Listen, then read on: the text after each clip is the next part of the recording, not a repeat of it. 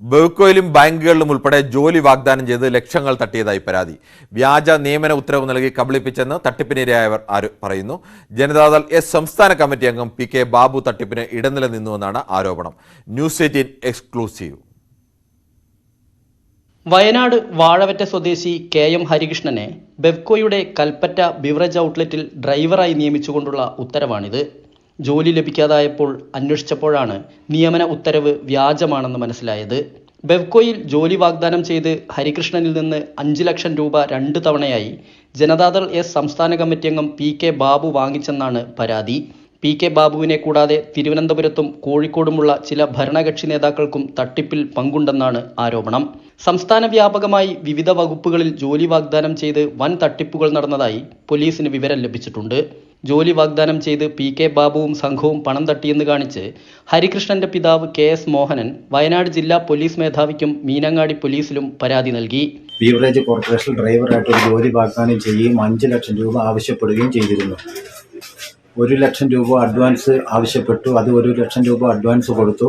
22 ജനുവരി ഒരു posting order തരികയും ആ പോസ്റ്റിംഗ് ഓർഡർ കിട്ടുമ്പോൾ ബാക്കി പൈസ കൊടുക്കണമെന്ന് പറയുകയും ചെയ്തു. 4 ലക്ഷം രൂപ ബാക്കി ബാബു കൈപ്പറ്റുകയും ചെയ്തു.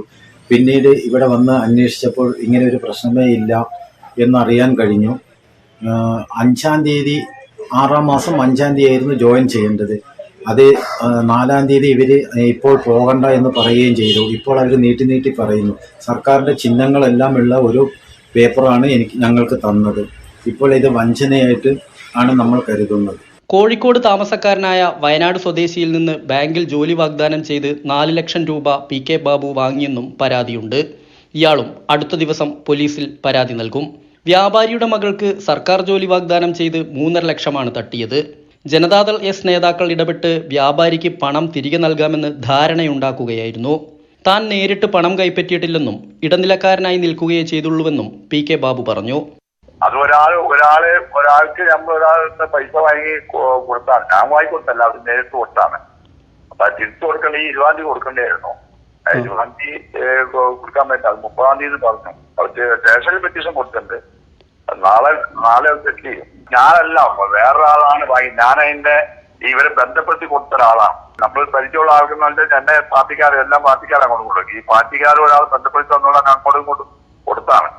ഞാനൊരു നിരപരാധിയിൽ പെട്ടുപോയതാണ്. ആ മറ്റാളാണെങ്കിൽ ബന്ധം വന്നത് അതിൽ ബന്ധപ്പെട്ടിട്ടുണ്ട്. കോഴിക്കോടുള്ള ഒരു പാർട്ടിക്കാരെ നമ്മളെ പരിചയപ്പെടുത്തി കൊടുത്താണ് എന്നെ തന്നാണ്. ബെവ്കോയിൽ ജോലി വാഗ്ദാനം ചെയ്താണ് സംഘം കൂടുതൽ തട്ടിപ്പ് നടത്തിയതെന്നാണ് വിവരം. ബിവറേജ് ജോലി തട്ടിപ്പിനിരയായവർ കേരളത്തിൽ അങ്ങോളം ഇങ്ങോളമുണ്ട്. ഭരണകക്ഷിയിലെ ഉന്നതരുടെ നേതൃത്വത്തിൽ തിരുവനന്തപുരം കേന്ദ്രീകരിച്ചുള്ള ലോബിയാണ് തട്ടിപ്പിന് പിന്നിലെന്നാണ് പോലീസിന് ലഭിക്കുന്ന വിവരം. S Vinesh Kumar, news 18 Kozhikode.